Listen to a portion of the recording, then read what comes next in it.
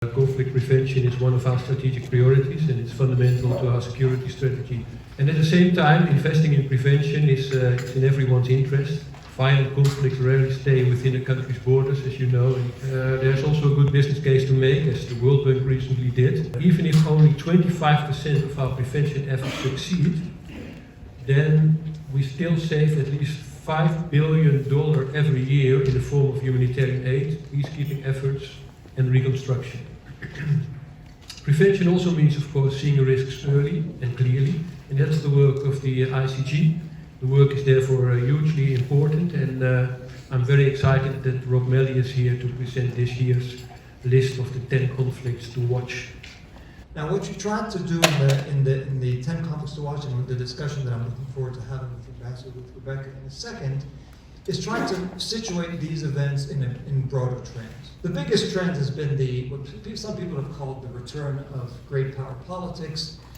In some ways, they've always been there, but what's happened is an evolution that precedes President Trump's arrival in the Oval Office, but has been accelerated by it, which is a gradual decline of the U.S. Influence around the world. One of the consequences of what's happening, which is of the U.S. sort of picking its battles, all three great powers picking their battles, leaving others to their own devices, is that it brings actors back to reality in terms of what their actual power is.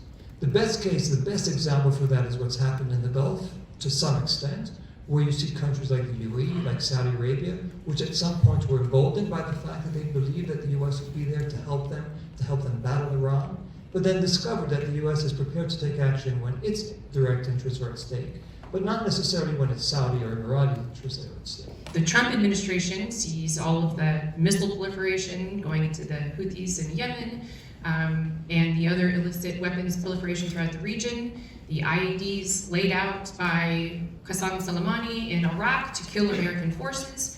All of that is the cause of the Iranian regime, and it needs to be contained. So when President Trump made the decision to take out General Soleimani, which I believe was the right thing to do, although I was white-knuckling it the whole time afterwards, waiting to see what the Iranians would do afterwards, I actually am not nervous now that the Trump administration was emboldened by that. I am very encouraged to see that we are not afraid of our own shadow in that regard, that we've allowed this man who's responsible as the head of the IRGC Quds Force, all of these, the UN forbid him to travel outside his own country. We all agreed that it was that he shouldn't do that, and we allowed him to go with impunity to wreak havoc throughout the Middle East. The decision we could disagree with it, but I'm sure we do, but the decision to withdraw from the JCPOA, to exert maximum pressure, that has led Iran to intensify its actions in the Gulf, the attacks against the tankers in particular. And so it's put countries like Saudi Arabia and the Emirates in this difficult position of a conflict that is being exacerbated, provoked by the US, and the US says, now, you take care of it because we're not going to come to your defense. The original sin, at least in our view, was the decision to withdraw from the JCPOA.